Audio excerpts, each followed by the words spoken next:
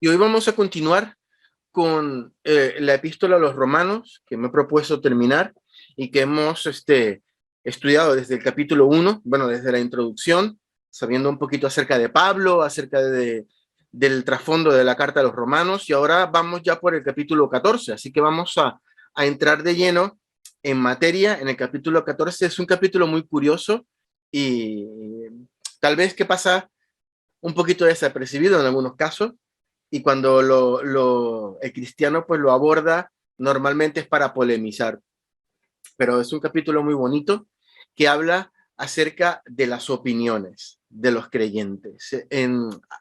Hasta el capítulo 13, el apóstol Pablo nos estaba dando pues algunas directrices acerca de cómo debe ser el comportamiento del creyente ante diversas situaciones, ¿no? Y en particular en el capítulo 13 podemos recordar que hablábamos acerca de las directrices que el apóstol Pablo daba respecto a cómo debe comportarse el creyente, el cristiano, específicamente hacia las autoridades superiores. Y hablábamos que el apóstol decía que las autoridades superiores debíamos sujetarnos porque por Dios han sido puestas, ¿no? Y bueno, había pues una serie de cosas que tocamos en el capítulo 13 y termina precisamente este capítulo 13 diciendo que nos vistamos del Señor Jesucristo y no proveamos para los deseos de la carne. Ya en su momento lo desarrollamos un poquito, y dicho esto, pasamos ahora al capítulo 14. Esta es una opinión muy personal, pero para mí el capítulo 14 de Romanos, yo creo que al final del capítulo eh, puedes estar de acuerdo un poquito conmigo que el capítulo 14 es uno de esos madurómetros de la palabra del Señor. ¿A qué me refiero con madurómetros? A la vara de medir del creyente, ¿no? O a la vara de medir, mejor dicho, de la madurez del creyente, del cristiano, ¿no? La Reina Valera llama a este capítulo los débiles en la fe. Yo le pondría como subtítulo, recordemos que estos subtítulos son un poquito a discreción del traductor, no vienen en la Biblia original. Yo le pondría así como título, la vara de medir de la madurez del cristiano, porque el capítulo 14 va a eso, ¿no? De cómo medir la madurez del creyente, del cristiano. Quiero dejar claro desde el principio que este capítulo habla acerca de las opiniones en diversas áreas que tenemos nosotros como creyentes. Hay un dicho muy popular, y pido un poquito perdón por el ejemplo un poquito subido de tono que voy a dar, pero hay un dicho muy popular que dice que todas las personas las opiniones son como algo que tenemos todas las personas, ¿no? Que cada quien tiene la suya y cada quien huele como huele, ¿no? Cada opinión huele como huele, ¿no? Si no conoces este dicho popular, pues se lo puedes preguntar a algún amigo de confianza o a tu madre y en tu casa o buscarlo en Google.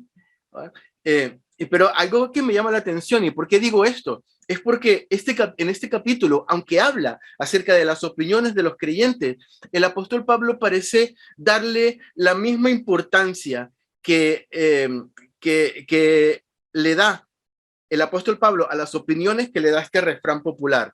Es decir, el capítulo, aunque habla de las opiniones, no va de las opiniones. Las opiniones es lo de menos. Realmente lo que el capítulo quiere hablar o lo que el apóstol Pablo quiere decirnos a través del capítulo 14 se trata de cómo el creyente reacciona ante las opiniones, ¿no? Y hay dos tipos de creyentes que ya los vamos a ver en este momento, ¿no? Obviamente el apóstol Pablo hace una exposición inspirada por el Espíritu Santo mucho más elegante que lo que podría ser el refrán popular. Pero lo que quiero subrayar aquí es que las opiniones, si nos vamos a dar cuenta mientras leamos el capítulo 14, es que las opiniones son lo de menos. Aunque el capítulo va de opiniones, las opiniones son lo de menos. Las opiniones no son lo importante, ¿no? No se centren en las opiniones, sino en la actitud que tiene que tener el cristiano maduro respecto a las opiniones personales, tanto las suyas como la de los demás creyentes, ¿no? Y cuando hablamos de opiniones en el capítulo 14, quiero dejar claro que nos estamos refiriendo a todos estos temas que son particulares, que son, que tienen cierta polémica en algunos casos, ¿no? Estoy hablando siempre en el contexto de Romanos capítulo 14. Todos estos temas que la Biblia, por alguna u otra razón, no contempla o no contempla específicamente, ¿no? Por ser muy particulares, por ser muy específicos, por ser muy probablemente culturales, probablemente propios de la época en que estamos viviendo no es la misma época en la que se escribió la palabra, ¿no? Por ejemplo, si nosotros hablamos de un tema en particular, la mentira, digamos, la mentira, ¿no? Lo que la palabra tilda como mentira. La Biblia es categórica cuando se trata de condenar la mentira, el falso testimonio, ¿no? Y de etiquetarla, obviamente, como pecado, porque la mentira es pecado, ¿no? Pero otra cosa muy diferente, por ejemplo, es qué opiniones podemos tener nosotros los creyentes de tantas cosas, ¿no? Los videojuegos, por ejemplo, o los tatuajes, por ejemplo, que a veces sale mucho este tema, ¿no?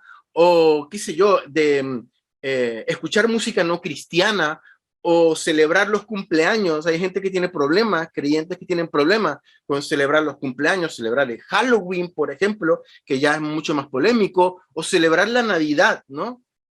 Yo tengo amigos y familiares creyentes que nos han dicho, por ejemplo, que no debemos celebrar los cumpleaños porque la Biblia no nos manda a celebrar los cumpleaños, o que no debemos celebrar la Navidad porque la Biblia pues no nos manda a celebrar la Navidad, ¿no? En la Biblia no se encuentra este mandato, celebrar la Navidad todos los 25 de diciembre, ¿no? No. Y de hecho nos recalcan diciendo pues que es una festividad que se basa en una festividad pagana, que Jesús no nació el 25 de diciembre ni nada, pues entonces eh, todas estas cosas es sinónimo de congeniar con el mundo y por ende pecado, ¿no? Son comentarios pues, que yo he escuchado y que he tenido en algún punto que debatir con amigos míos y incluso con familiares, ¿no? Vale, la Biblia no dice que debemos celebrar la Navidad, pero tampoco prohíbe celebrar la Navidad, ¿no? Así que en este sentido podemos categorizar, ¿no?, la celebración de la Navidad como un elemento opinable, como un elemento pues, de opinión. No es una doctrina en particular, ¿no?, que hay que seguir a rajatabla porque si no, pues pecado, ¿no? Pero es un tópico que puede estar sujeto a esta categoría como pues, de opinión, ¿no? Y en este contexto, en un contexto similar, es el apóstol Pablo que escribe el capítulo 14 de los Romanos. Recordemos también que esto es una carta que estamos leyendo y aunque el capítulo 14 es un capítulo aparte, ¿no? Forma parte de un todo que es una carta, ¿no? Y el apóstol, una carta, ¿no? O sea, sin capítulos ni versículos, ¿no? Y el apóstol comienza diciendo, perdón, en el versículo 1, nos vamos directamente a Romanos 14:1, recibid al débil en la fe, pero no para contender sobre opiniones. Eso es lo que nos dice el versículo 1, ¿no? La primera palabra con la que nos encontramos en este versículo es recibir. Esta palabra está en imperativo, ¿no? Eso, lo que nos dice es que hay una indicación, un mandato, ¿no? Debemos recibir. En el original griego, la palabra es proslambanó, que quiere decir precisamente eso, recibir, ser receptivo, dar la bienvenida, recibir, no ser hospedador, recibir a alguien con los brazos abiertos, ¿no? Y también quiere decir tomar para sí, lo explico con un ejemplo breve. En el Nuevo Testamento, en los Evangelios, hay un pasaje en el que Jesús le está diciendo a los discípulos, es necesario que yo sufra, que yo padezca, que sea torturado, que vaya a la cruz, que muera. Y dice la palabra que Pedro, bueno, en la Biblia, en la Reina Valera lo traduce como reconvinió, pero en realidad lo que nos podemos imaginar allí es a Pedro cogiendo a Jesús, poniéndole un brazo sobre el hombro y diciéndole, Jesús, ven un momentito, que tengo que hablar contigo, ¿no? Vamos aquí un poquito aparte, que tengo que decirte unas cosas. Esa palabra que utiliza la Reina Valera es precisamente proslambanó, el coger, llevarlo para sí, tomarlo para sí, para decirle cosas, para llegar a un acuerdo, ¿no? Es más o menos de lo que va la palabra recibir al débil en la fe. Utiliza esta misma palabra en esta parte del Evangelio, ¿no?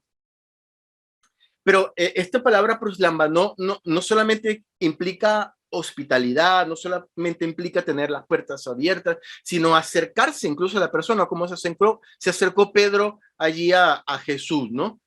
Y en este caso nos está diciendo el apóstol Pablo, recibid al débil en la fe, recibid al débil en la fe. Es decir, tenemos que estar receptivos también con los débiles en la fe. Pero yo creo que aquí lo primero que tenemos que hacernos es la pregunta obligada de ¿quién es el débil en la fe? ¿No?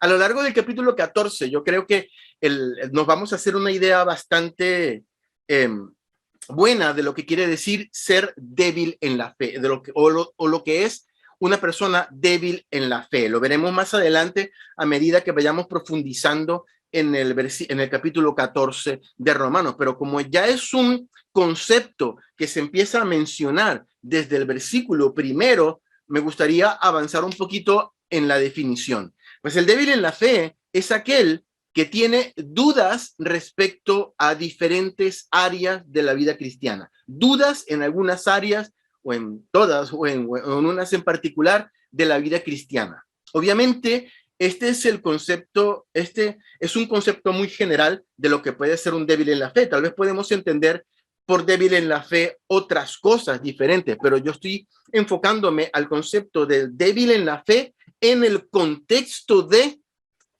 Romanos capítulo 14 y lo veremos a medida que vayamos leyendo en Romanos capítulo 14. Esto es un concepto muy general, pero es aplicado a Romanos capítulo 14, ¿no?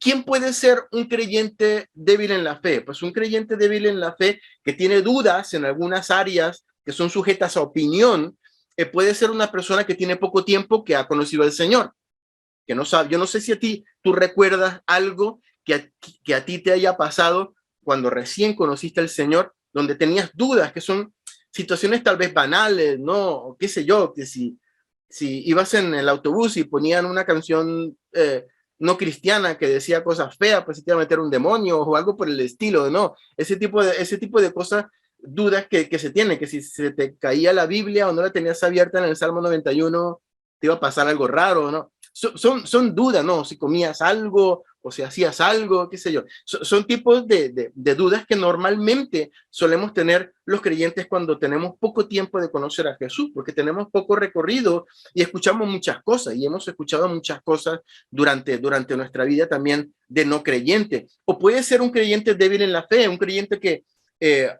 conoce al Señor hace mucho tiempo, pero que simplemente no ha sido constante en los caminos del Señor, no ha sido constante en la lectura de la palabra, no ha sido constante en ir a la iglesia y escuchar buena palabra. Entonces, pues tiene todas esas lagunas y todas esas dudas. Un débil en la fe también puede ser una persona que ha ido a una iglesia donde no se predica precisamente la sana doctrina, donde se predican cosas que no van de acuerdo a la palabra del Señor, que tiene problemas doctrinales. Entonces, ese creyente, aparte de tener lagunas doctrinales, pues tiene problemas con este tipo de opiniones que se dan. De hecho, muchos cultos religiosos y sectas en general son como caldo de cultivo cuando se trata de tomar todos los elementos que son elementos de opinión y convertirlas en doctrina incluso, ¿no? Considerarlos como doctrina para seguir a rajatabla, ¿no? Y yo creo que la siguiente pregunta obligada que tenemos que hacernos es, ¿y dónde estoy yo metido? ¿Yo soy un creyente débil en la fe o soy un creyente fuerte en la fe? O lo contrario, ¿no? Porque aquí en el capítulo vamos a hablar de las dos partes, o el apóstol Pablo hablará de las dos partes. ¿Soy débil en la fe o soy fuerte en la fe? ¿Qué soy yo? ¿No? Es una buena pregunta para hacernos, ¿no? Yo creo que la respuesta a esta pregunta, a mi juicio, lo podemos tener bastante, nos podemos hacer una idea bastante buena a lo largo de la lectura del capítulo 14 de Romanos, ¿no? Esta respuesta a esta pregunta también la podemos tener a lo largo de nuestra vida cristiana. Si reflejamos nuestras actitudes, nuestras reacciones frente a nuestras opiniones o a las opiniones de las demás y las reflejamos con el capítulo 14 de Romanos, nos podemos hacer una idea si somos creyentes débiles en la fe o si somos creyentes fuertes en la fe. ¿Cómo actuamos o cómo reaccionamos frente a nuestras opiniones y frente a las opiniones de los demás. Yo creo que es importante tener una valoración periódica, un ejercicio de sinceridad, de internalizar bien el concepto que nosotros tenemos de nosotros mismos para saber en qué punto nosotros estamos. Si un creyente débil en la fe o un creyente fuerte en la fe. Recordamos hace un par de capítulos que leíamos en Romanos capítulo 12, algo que decía Pablo, Romanos 12:3 dice, digo pues, por la gracia que me es dada a cada cual que está entre vosotros, a todos, ¿no? Que no tenga más alto concepto de sí mismo que el que debe de tener, sino que piense de sí con cordura, conforme a la medida de fe que Dios repartió a cada uno. Esto sin duda lo vamos a conseguir haciendo un ejercicio de humildad con la ayuda del Espíritu Santo y siendo completamente sinceros con nosotros mismos y con el Señor, ¿no? Es algo definitivamente muy personal, ¿no? Pero aparte de eso, yo quisiera que veamos brevemente en la Biblia un ejemplo de una persona que es fuerte en la fe, incluso a la luz del capítulo 14 de Romanos, una persona que es definitivamente no débil en la fe. Y voy a hablar básicamente del mismo autor de esta carta a los Romanos, del capítulo del apóstol Pablo. Y mira lo que el apóstol Pablo dice en Romanos capítulo 8, ya lo hemos leído, ya lo hemos visto, desde el versículo 35 al 39. Voy a leerlo brevemente. Dice Pablo, ¿quién nos separará del amor de Cristo? ¿Tribulación o angustia o persecución o hambre o desnudez o peligro o espada? Como está escrito, por causa de ti somos muertos todo el tiempo, somos contados como ovejas de matadero. Antes, en todas estas cosas, somos más que vencedores por medio de aquel que nos amó. Por lo cual, ojo con el cristiano no débil que es Pablo, por lo cual estoy seguro de que ni la muerte, ni la vida, ni ángeles, ni principados, ni potestades, ni lo presente, ni lo porvenir, ni lo alto, ni lo profundo, ni ninguna otra cosa creada nos podrá separar del amor de Dios que es en Cristo Jesús, Señor nuestro. En definitiva, alguien que no es débil en la fe.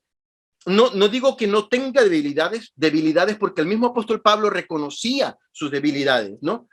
Como seres humanos, desde el apóstol Pablo hasta nosotros, tenemos debilidades, ¿no? En nuestras vidas, pero Pablo sabía en quién había creído y sabía que no había nada que lo pudiese apartar o separar del amor de Dios. Según Romanos capítulo 14, un débil en la fe es el que dice, tengo dudas, si hago esto, me voy para el infierno. Y si como esto, y si trabajo el día sábado, y si, qué sé yo, me bautizo con ropa roja y no me pongo la ropita blanca, o si me bautizaron en el nombre de Jesús y resulta que tienen que bautizarme en el nombre del Padre, del Hijo y del Espíritu Santo, todo ese tipo de cosas, ¿no? Y si me tomo una cerveza un día y tal, y me voy a ir para el infierno, tal, todas estas cosas que son sujetas a opinión, si la persona tiene este tipo de dudas, se le categoriza en Romanos 14 como un débil en la fe.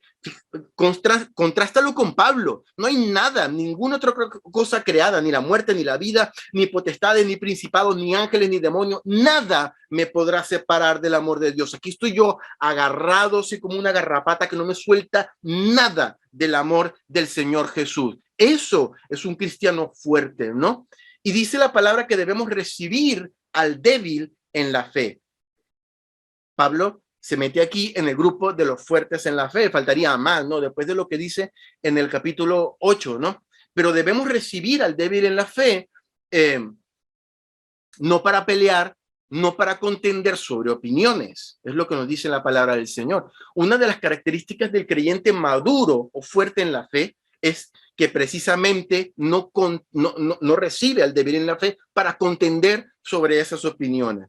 Vuelvo y repito, el capítulo va de opiniones, ¿no? No es acerca de la doctrina. Si viene un débil en la fe y nos dice algo que está fuera de la palabra del Señor, nos dice que, qué sé yo, que Jesucristo no es Dios o nos dice algo que está fuera de la sana doctrina, aunque seas débil en la fe, eres un hereje y punto, ¿no? Y como creyente, no sé, tenemos que decirle, pues apártate, o le damos un biblazo o lo mandamos a que se lave su opinión, ¿no? o algo por el estilo, ¿no? Pero eso es aparte. Esto no tiene nada que ver con doctrinas, ¿no? Es opiniones, ¿no? Versículo 2 de Romanos capítulo 14. Porque uno cree, una parte cree que se ha de comer de todo y otro que es débil come legumbres. Es lo que nos dice el versículo 2 de Romanos. El versículo 2 sirve como ejemplo. Básicamente esto es un ejemplo, una ilustración que el apóstol Pablo está dando, ¿no? Esto es un ejemplo y lo que el apóstol Pablo está poniendo como ejemplo aquí es la comida, ¿no? Dice que hay un creyente, probablemente el apóstol Pablo ilustra el creyente fuerte como el creyente que come de todo y el creyente débil, el apóstol Pablo lo ilustra como el creyente que solo come legumbres. Dice, el que es débil come legumbres, no es que está débil porque solamente come legumbres y no come carnita, no, se refiere a que es débil en la fe. Yo creo que es importante que entendamos que comer solo legumbres no es un sinónimo de un cristiano débil en la fe, ¿no? Alguien puede ser un creyente fuerte en la fe, un creyente bien puesto en el Señor, ¿no? Y haber decidido por convicción personal, por salud o por filosofía de vida, por gusto, qué sé yo, comer solo legumbres o comer solo vegetales, ser vegano, ser vegetariano, qué sé yo, ¿no? No quiere decir específicamente que este creyente que come solo legumbres sea un débil en la fe. Os recuerdo que esto es una ilustración, un ejemplo, ¿no? Que el apóstol Pablo está poniendo para ilustrar lo que él quiere transmitir, ¿no? Simplemente lo ha ilustrado de esta manera porque aquel creyente que come solo legumbres se supone que está dejando de comer otras cosas básicamente por temas religiosos, porque está diciendo algo de lo que come el otro, el que sí come de todo, entiendo yo que es pecado y entiendo yo que no se debe de comer porque Dios lo dice o porque está mal o porque es feo o porque es inmundo o lo que sea, ¿no? Esa es la ilustración que el apóstol Pablo está poniendo. Versículo 3, el que come no menosprecie al que no come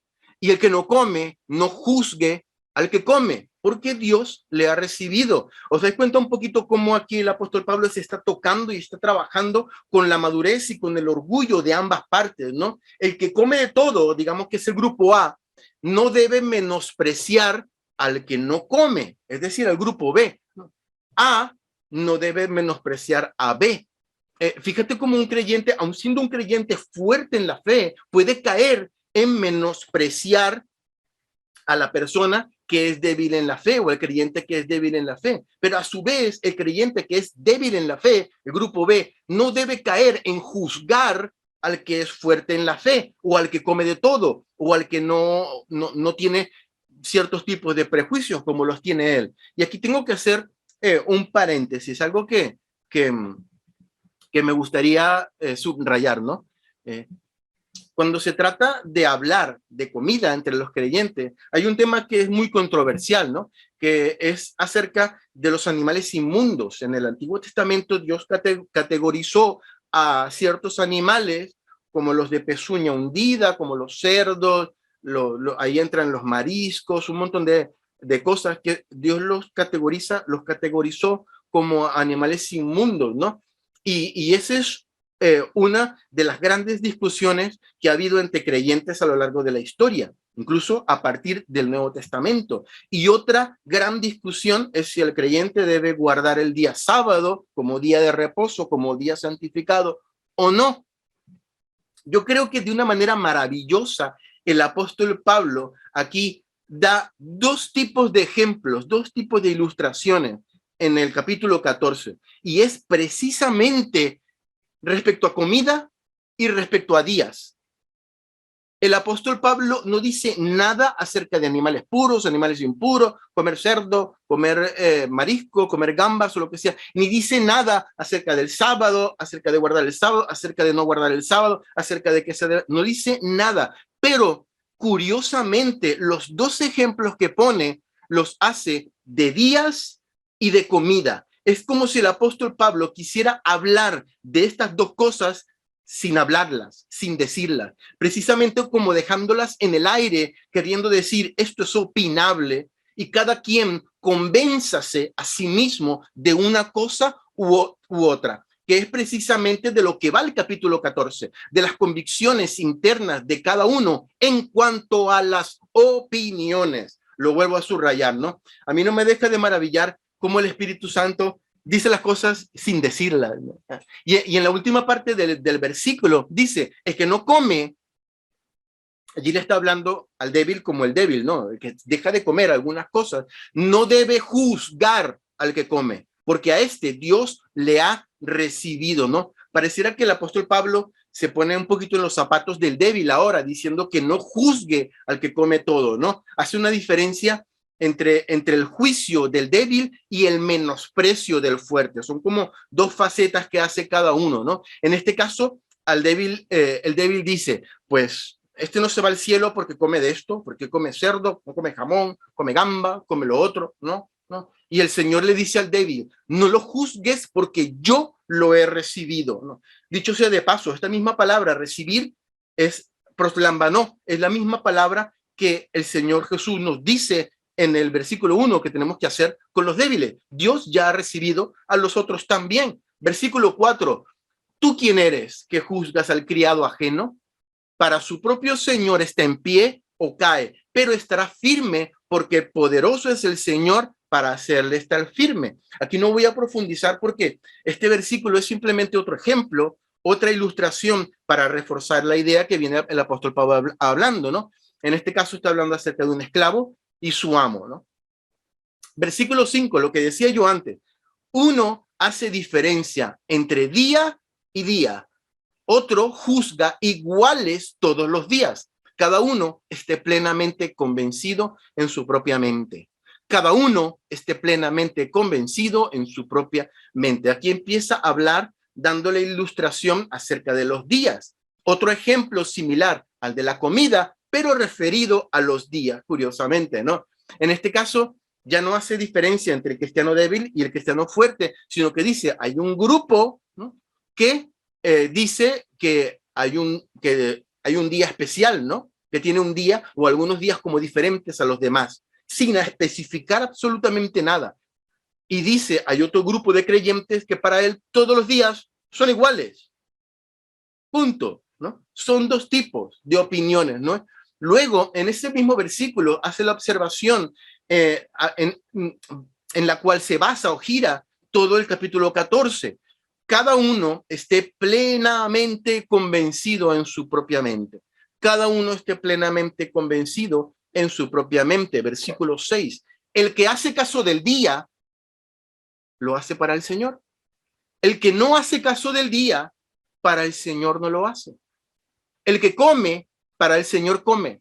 El que da gracias a Dios, y porque da gracias a Dios, perdón. El que no come, para el Señor no come y da gracias a Dios. Curiosamente, el apóstol Pablo no está diciendo el grupo 1 o el grupo A, los débiles, los fuertes son los buenos y los débiles son los malos. O los grupo B son los buenos y los fuertes son los malos. No, no, aquí no se trata de ser bueno y de ser malo. Aquí se trata de que el que se fije en el que tiene una opinión, que lo haga para el Señor. El que tiene otra opinión, que lo haga para el Señor. Y punto. El que quiera comer algo, que dé gracias a Dios y lo santifique. El que no quiera comerlo, que dé gracias a Dios y santifique lo que quiere comer. Básicamente es eso lo que el apóstol Pablo está diciendo. Pareciera o diera la impresión de que si analizamos esto, es una especie de, como que el apóstol Pablo está siendo muy laxo, ¿no? En esto, ¿no? Está diciendo, bueno, sí, si tú quieres hacer esto que te da la gana, hazlo tú. Si tú quieres hacer esto porque te da la gana, porque es tu opinión, hazlo tú. Y no es exactamente lo que el Pablo está diciendo. Tiene que haber una convicción interna de cada uno. Y esa convicción viene dada, obviamente, si estamos hablando de creyentes, por oración, por lectura de la palabra y todo ese tipo de cosas. Pero no solamente esto. Todo esto funciona así por una cosa en particular, que es muy hermosa, y que lo dice el capítulo 7, el versículo 7, perdón, el versículo 8 y el versículo 9. ¿Por qué esto funciona así? Básicamente, versículo 7, porque ninguno de nosotros vive para sí, y ninguno muere para sí. ¿Qué quiere decir esto? Querido hermano débil en la fe, querido hermano fuerte en la fe, esto no se trata de ti y de tu opinión. No se trata de la opinión del pastor, no se trata de la opinión del evangelista o del apóstol o de lo que piense él. Todo esto se trata del Señor Jesús. No se trata de ti, no se trata de mí, se trata de él. Todo es por él y para él. No se trata de que si tu opinión es la verdadera, si tú eres más santo, si tú eres el que mejor haces las cosas porque tu opinión es la que vale. No, se trata de que todo lo que tú hagas, lo hagas para agradar a Dios. No se trata de ti, se trata de él. Todo lo que hacemos, todo lo que decimos, todo lo que pensamos, todo lo que opinamos, si no apunta a él, si no le da gloria a él, entonces no sirve absolutamente para nada. Versículo 8, pues si vivimos, vivimos para el Señor. Si morimos, para el Señor también morimos. Así pues, sea que vivamos o que muramos, somos del Señor. Aquí se trata de él y nosotros somos de él, porque para esto murió Cristo, versículo 9, y volvió para vivir, para ser Señor, así de los muertos como de los que viven. Señor murió y resucitó para ser Señor de los que estamos vivos y de los que están muertos. Y en el versículo 10, el apóstol Pablo se dirige indistintamente al grupo A y al grupo B. Vamos a leer el versículo 10. Tengo que cambiar un poquito esto.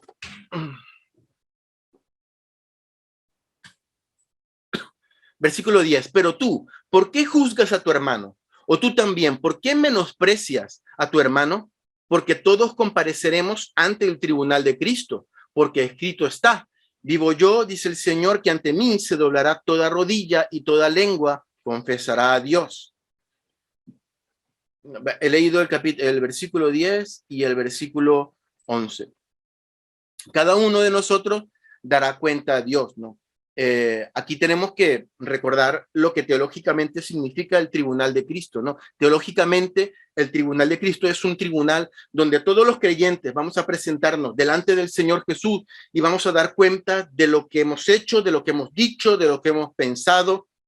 No será un tribunal que nos va a juzgar, bueno, tú te vas para el infierno, tú te vas para el cielo. No, no, no. Será un tribunal que va a retribuirnos a nosotros según lo que nosotros hayamos hecho. ¿Qué va a ocurrir allí? ¿Cuáles serán las cosas buenas que tendremos y las cosas y cuál será, pues, entre comillas, lo que recibiremos por las cosas malas que hemos hecho? No lo sé. La Biblia no detalla eso en particular. Sí dice que algún día vamos a tener que comparecer todos los hombres ante el tribunal de Cristo, ¿no? Cada uno dará cuenta de sí a Dios. Versículo 13 dice, así que ya no nos juzguemos los unos, no nos juzguemos más los unos a los otros, sino más bien decidid, ojo con la palabra, no poner tropiezo u ocasión de caer al hermano. Decidid no poner tropiezo u ocasión de caer al hermano, ¿no? Aquí nos dice la palabra, ya no seamos jueces los unos de los otros, porque, perdón, porque nuestra tendencia es a juzgarnos los unos a los otros, ¿no? La tenemos allí a flor de piel, ¿no? Y fíjate cómo en la segunda parte del versículo 13, el apóstol Pablo equipara el juicio que nosotros podemos hacer a un hermano, a un tropiezo que el hermano pueda tener. Incluso dice ocasión de caer para él, ¿no? Y nos dice que tenemos que decidir como una decisión personal, tenemos que razonarlo, entenderlo, internalizarlo, pedirle a Dios si es necesario, pero que decidamos no poner tropiezo u ocasión de caer al hermano al juzgarle. Versículo 14. Yo sé y confío en el Señor Jesús que nada es inmundo en sí mismo. Mira lo que dice el apóstol Pablo, ¿no? Mas para el que piensa que algo es inmundo, para él lo es.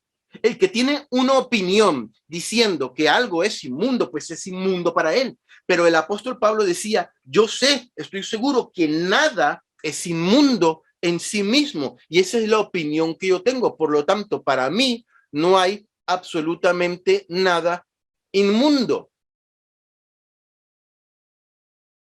Ese es el versículo 14. Nuevamente, el apóstol Pablo hace gala de su madurez en el Señor, ¿no? Yo sé que nada es inmundo en sí mismo, ¿no? Y el versículo 5 decía que cada quien debe estar plenamente convencido, ¿en dónde? En su propia mente, ¿no? Es de lo que el apóstol Pablo se está hablando aquí. Él estaba plenamente convencido en su propia mente de que nada era inmundo, por lo tanto para él nada era inmundo, pero para alguien que no está plenamente convencido en su mente, si algo es inmundo, pues para él obviamente eso es inmundo, ¿no? Vuelvo y repito, curiosamente estamos hablando de comida inmunda y de días, uno diferente del otro, pero no está mencionando nada en particular. Versículo 15, pero si por causa de la comida tu hermano es contristado, ya no andas conforme al amor. No hagas que por la comida tuya se pierda aquel por quien Cristo murió. Vamos a ver. Aunque tú estés convencido de que nada de lo que tú comes es inmundo, no se dice el apóstol Pablo aquí, aunque estés plenamente convencido en tu propia mente, pero por comer algo que para tu hermano no está bien, es inmundo o lo que sea, lo vas a hacer sentir mal, entonces ya no estás actuando conforme al amor, ¿no? O sea, por más maduro que tú creas que eres, ¿no? Si vas a comerte un bocata de morcilla delante del hermano que piensa que no se debe comer carne, tú no estás actuando no estás actuando con el amor de Dios. Y aparte, pues tampoco estás siendo muy maduro, porque aunque tú estés plenamente convencido, lo estás haciendo delante del hermano que tú ya sabes que tiene problema con eso, ¿no? Entonces, aquí hay un puntito de madurez que en teoría te está faltando, ¿no? Y esta última parte del versículo 15 es bastante controversial, probablemente el versículo más controversial o que más ha dado pie a discusiones en todo el capítulo, ¿no? Aunque parece una parte inofensiva, ¿no? Es motivo de debate, sobre todo entre grupos que son muy deterministas y más tirando hacia el arminianismo, ¿no? Si se recuerdan, estas dos posiciones teológicas explican la salvación, la predestinación, a su propia manera, ¿no? Ya lo habíamos discutido antes, ¿no?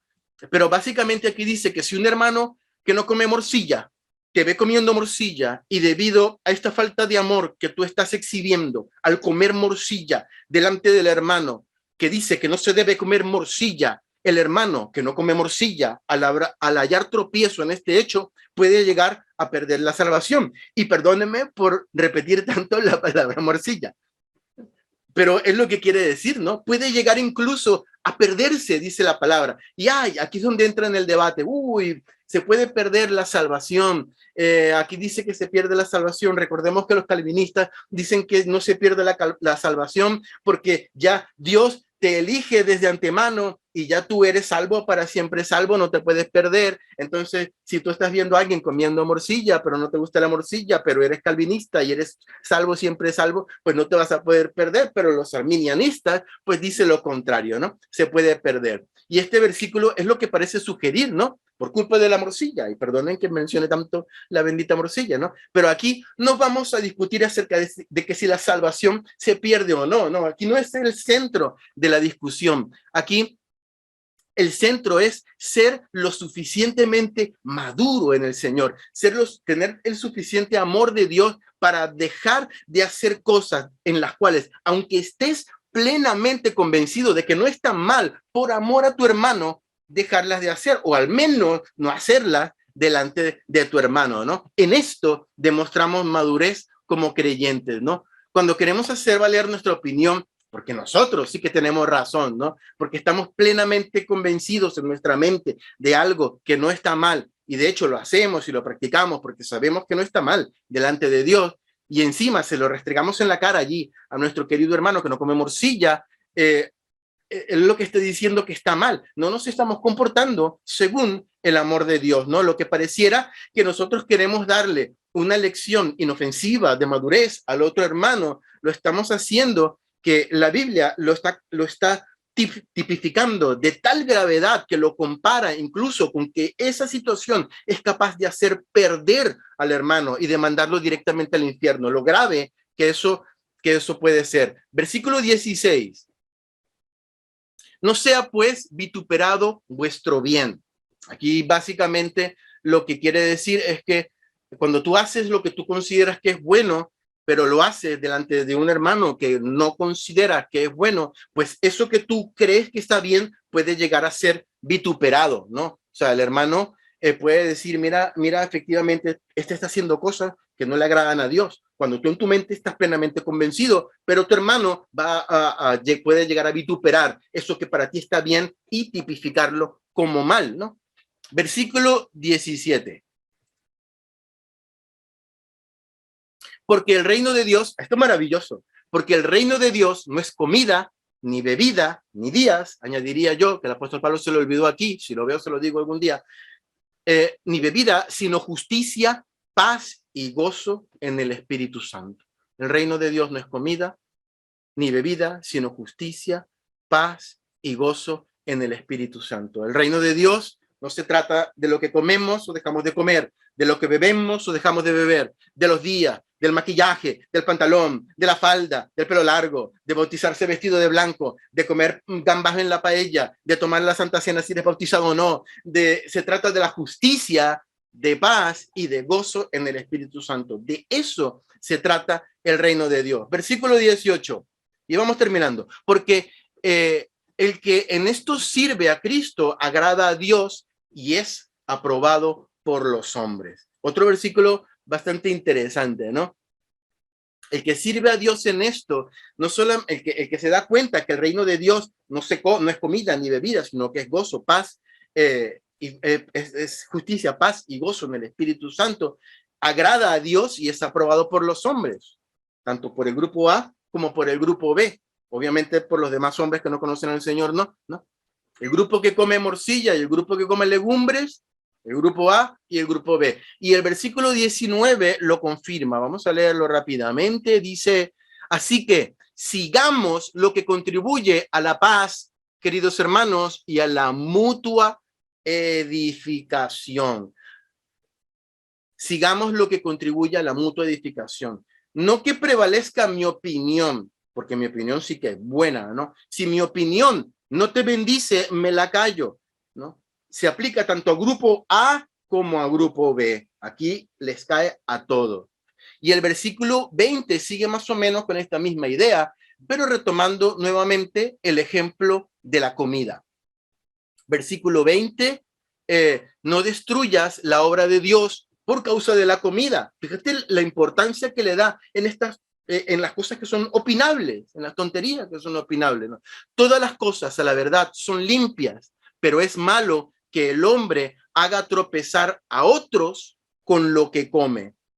Es malo que el hombre haga tropezar a otros con lo que come. ¿Ve? No se refiere a que dejes el bocata de morcilla en el suelo y el hermano pasa caminando y se tropieza, ¿no? Se refiere a lo que hemos venido hablando hasta este momento, ¿no? Que no hagamos tropezar al hermano por estas cuestiones de opiniones, ¿no? Todas las cosas son limpias. Ellos dicen que todo es limpio excepto lo que, Vale, el apóstol Pablo repite que para él todas las cosas son limpias, ¿no? Esa es su opinión, él está convencido en su mente que es así, ¿no? Y muchas de las personas que defienden, por ejemplo, que no se debe comer cerdo, porque en el Antiguo Testamento Dios dijo que no se debía comer cerdo, por ejemplo, lo estoy poniendo yo este ejemplo, Pablo no lo pone, lo pongo yo, Rocco, que estoy hablando ahora, ¿no? Tienen mucho problema con esta frase, porque ¿qué está diciendo la palabra aquí? Pablo dice que todo es limpio. Todas las cosas son limpias, ¿no? Y bueno, ellos dicen que todo es todo, excepto lo que Dios ya ha dicho que es inmundo. O sea, sacan una parte de allí, ¿no? Es decir, es todo, pero no es todo, ¿no? Asimismo, los creyentes que llevan una línea más determinista, ¿no? O calvinista para la salvación, ellos dicen que cuando la palabra dice que Dios quiere que todos los hombres sean salvos, pues no son todos, sino que son todos los que ella eligió. Entonces, así muy fácil, ¿no? Coger el todo a conveniencia, ¿no? Es como si yo digo, pues, yo me ducho todos los días, pero cuando huelo mal me dicen, pero tú te duchabas todos los días. No, yo me refería a que yo me ducho todos los días sábado. ¿no? Entonces no funciona así, ¿no? Cuando es todo, tenemos un problema si vamos a sacar una parte de esos todos. Y aquí Pablo está diciendo, convencido de que todo es limpio. Hay ocasiones cuando estoy preparando estos mensajes que ya después que lo he hecho, para no influenciarme mucho, me pongo a leer comentarios y a leer opiniones y a ver vídeos de YouTube de Romanos 14, por ejemplo. Ayer me encontré con uno súper curioso, ¿no? De hecho, lo vi los primeros 3 minutos y no lo seguí viendo porque me aburrí un poco, pero yo más que ver los vídeos me pongo a leer los comentarios, ¿no? Que es lo que más me entretiene a mí, ¿no? Y había uno que entiendo que estaba hablando un poco, usando Romanos 14 para hablar acerca de que no debemos comer cerdo y ese tipo de cosas, ¿no? Ellos le dan la vuelta allí y hacen su interpretación de estos capítulos, ¿no? Pero había un comentario que me llamó tanto la atención que quise traerlo como ejemplo, ¿no? El youtuber estaba hablando allí y yo leía el comentario y el comentario decía lo siguiente, ¿no? Había una chica, era una chica, ¿no? Que trabajaba en un lugar donde comían en su trabajo, ¿no? Donde comen en el trabajo, ¿no? Y ella le preguntaba, tenía la duda, le preguntaba al youtuber, en este caso, que es el maestro de turno, le preguntaba cómo tenía que actuar en cierta situación. ¿Cuál era la situación? La situación era que ella no comía comida inmunda, ¿no? Pero ella trabajaba en un lugar donde tenía que compartir los electrodomésticos porque era el comedor del trabajo, ¿no? Entonces, cuando llegaba, obviamente tenía que guardar su comida hasta el mediodía en la nevera y cuando lo sacaba tenía que calentarla en el microondas. Nevera que era común a todos y microondas que era común a todos. Y ella decía, ¿tú crees que debo dejar de utilizar la nevera y el microondas porque hay gente que guarda comida de animales inmundos en la nevera y utiliza el microondas que calientan comida de animales inmundos en el microondas y yo no quiero fallarle a Dios, ¿no? ¿Crees tú que me debo traer un sándwich frío y dejarlo afuera y tal para no compartir esos electrodomésticos y tal? Me llamó tanto la atención. De hecho, el youtuber le respondía, sí, yo me traería un sándwich y no compartiría eso, ¿no? Entonces, aquí estamos hablando de lo que hemos venido hablando todo el capítulo, de una persona que no tiene pleno convencimiento en su mente acerca de este tipo de cosas, ¿no? Imagina, por ejemplo, que esta persona pues deje de hacer eso porque se convence en su mente y para ella pues está fabuloso, ¿no? Pero ella tiene esa duda y tiene que ir revisando todo lo que come en la calle. Si se compra un pastelito de manzana, probablemente esté hecho con grasa de cerdo. Eso le ponen a todo, ¿no? Si se compra unos de estos ositos de gominola, seguramente estará hecho con colágeno de cerdo. Eso es así, ¿no? Y va a tener que ir revisando todo y estará con esa paranoia mental todo el tiempo, ¿no? Entonces, fíjate lo que es no estar plenamente convencido en sus opiniones. Para mí esta persona es débil en la fe, yo la tengo que recibir, pero me dice la palabra que no para contender en opiniones, ¿no? Sino recibirla, ¿no? Y esa persona tampoco me puede juzgar a mí, que es lo que hacemos muchísimo, porque yo sí como jamón, por ejemplo, ¿no? ¿Vale? Vamos al versículo 21. Bueno es no comer carne, dice el apóstol Pablo, ni beber vino, ni nada en que tu hermano tropiece o se ofenda o se debilite. Aquí el apóstol Pablo no está diciendo que es malo comer carne o beber vino. Está diciendo que si a tu hermano le hace caer, pues entonces es bueno no comer, ¿no? Es bueno no beber, ¿no? Versículo 22. Tienes tu fe, tenla para contigo delante de Dios. Bienaventurado el que no se condena a sí mismo en lo que aprueba. Quería leer el versículo 22 en la Nueva Traducción Viviente. Ya vamos terminando. Dice, tal vez crees que no hay nada malo en lo que haces, pero manténlo entre tú y Dios. Está hablando probablemente un cristiano fuerte en la fe. Y mira lo que dice la última parte. Benditos son los que no se sienten culpables por hacer algo que han decidido que es correcto. Benditos son los que no se sienten culpables por hacer algo que han decidido que es correcto. ¿Se recuerdan al ejemplo de la chica y del microondas que no quería dejar allí la comida y tal? ¿Qué sé yo? Bueno, ella no estaba plenamente convencida en su mente, ¿no? Ella tenía este problema. ¿Qué pasa si va por la calle y se consigue, o va por la casa a la casa de alguien más y le han cocinado algo que ella no puede comer? Va a tener un serio problema, ¿no? Pero si ella está convencida, pues ella tiene que seguir su línea de su pensamiento, su línea de convencimiento, ¿no? Independientemente de lo que ella crea o de lo que creamos nosotros, ¿no? Si ella tenía esa inquietud, pues sencillamente va a tener que traer sus alimentos en un Tupperware aparte o lo que sea, ¿no? Y en vez de guardarlos en la nevera, pues tendrá que comérselo frío o caliente o lo que sé yo, ¿no?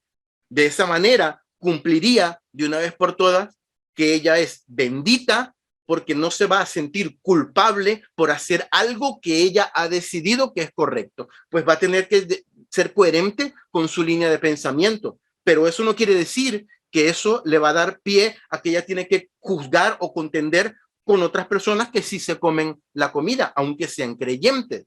Versículo 23. Pero el que duda sobre lo que come es condenado, porque no lo hace con fe. Y todo lo que no proviene de fe es pecado. O sea, no solamente lo que se come, hay muchísimas cosas que entran en esta categoría de opinión, ¿no? Es decir, elementos que por alguna razón, vuelvo y repito, no están categorizados, no están escritos en la palabra de Dios y que generan diversas opiniones, ¿no? Esto puede ser muy problemático en algunos casos, pero nosotros tenemos que entender que las opiniones no son para contender. Es lo que nos dice el apóstol Pablo. En todo este capítulo, nosotros vemos un madurómetro bastante importante. Si nos vemos reflejado en esto que el apóstol está diciendo, probablemente algunas cosas de las que hagamos o dejamos de hacer delante de los hermanos van a tener que cambiar o matizar un poquito, ¿no? El que duda ya es condenado porque en la misma duda sobresale o se proyecta la fe en la ecuación, ¿no? Como dice el versículo, y todo lo que proviene, lo que no proviene de fe es pecado. La persona esta que no quiere, imagínate si no quiere compartir la nevera ni quiere compartir el microondas, va a estar todo el tiempo pensando, y si lo que como procesado trae un poquito de cerdo, ¿no? Va a tener que estar todo el día mirando las cosas con lupa, por ejemplo, porque esa misma duda, ¿no?, es falta de fe. Y dice la palabra que la falta de fe ya en sí trae el pecado, porque lo que no proviene de fe es pecado, ¿no? Entonces, espero que este capítulo haya sido de bendición. A mí me gustó mucho, la verdad, cuando lo estaba leyendo, y algunas veces confrontó mi vida, porque en ocasiones soy una persona que cuando está convencida plenamente en su mente, creo que todo el mundo debe estar convencido como yo, y no funciona así, ¿no? Hay personas que no están plenamente convencidas en cuestión de opiniones, ¿no? Y tenemos que, como dice un versículo, pues tenemos que buscar todo lo que sea la mutua edificación y la mutua, el mutuo crecimiento y conciliación entre nosotros mismos los hermanos. Amén. Vamos a orar. Señor, te damos gracias por tu amor.